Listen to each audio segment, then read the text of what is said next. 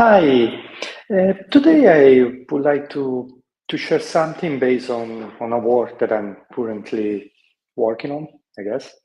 And this is about migrating code, and in particular, I'm examining gotos. We're working with a code base of a few millions of lines. There are, in the module, we are examining over 3,000 gotos, and so we have the question that happens in many projects. How do we translate this? And,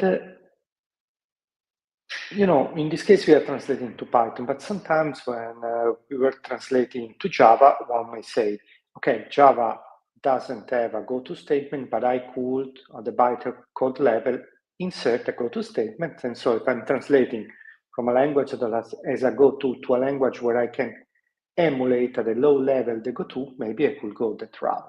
And I think that is the wrong route to go, because try to mimic the low-level behavior of the original language facilitate the work of the people that have to translate, but leads to code that is not idiomatic and difficult to work with. So I think instead it makes sense to recognize what the developer was meaning, what was their intent.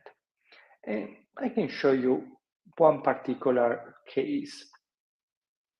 You can see this control flow graph, and you can see that at some point I have this goto that goes here. And by going here, it actually is skipping some code that is indeed unreachable. And then it continues with another gotos that skips some more code and goes there. So in this case, how can we translate the goto? Well, this goto was intended to indicate that this piece of code should be avoided. So there is a goto, then there is this code, and then it continues here at the following statement. So that means that it was a way to comment out the code. And indeed, this code is unreachable, cannot be reached in any other way. So in this sense, this goto go here by shortcutting and jumping over this code just means I want this code not to be executed. And we have the same pattern repeated here. So if you're able to recognize this is the intention, then we can say, okay, the guy used a goto as a way to comment out some code. Then we can sit down with the client and say, we could simply translate this by removing the goto, the tag, and the code. And so we just remove everything here. And the code will behave as before. Or we can say, if you prefer, we can insert this code and comment it out. And so that, maybe you commented out because you have some reason and you wanted to keep it.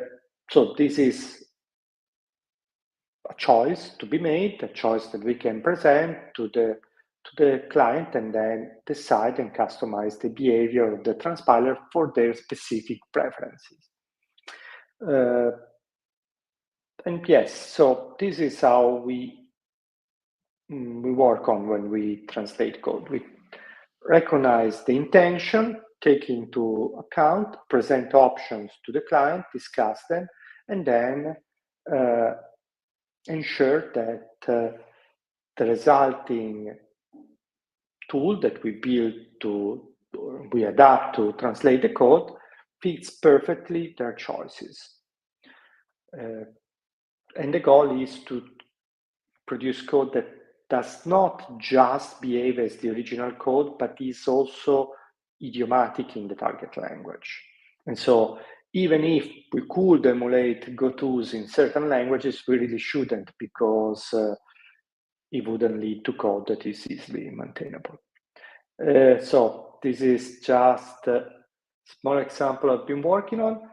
I hope it was interesting, and if you have curiosity, questions, or anything else you want to share, feel free to comment. Thank you and see you soon.